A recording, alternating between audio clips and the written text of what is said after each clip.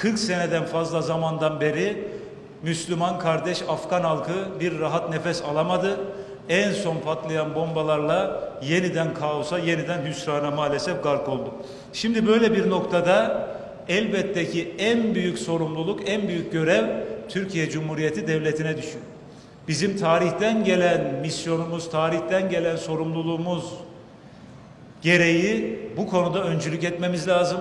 Gerekli diplomatik adımları atmamız lazım.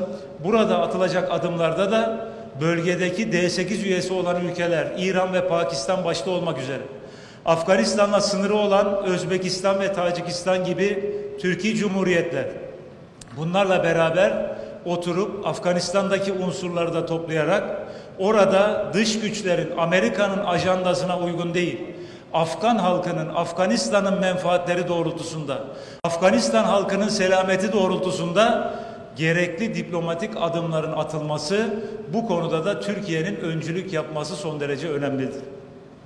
Afganistan'da dış güçlerin değil, Afgan halkının çıkarlarını önceleyen, kucaklayıcı, birleştirici, barışı, huzuru temin edecek, Afganistan'ın yeniden imar ve inşasını sağlayacak adımların Türkiye'nin öncülüğünde atılması hayati öneme sahiptir.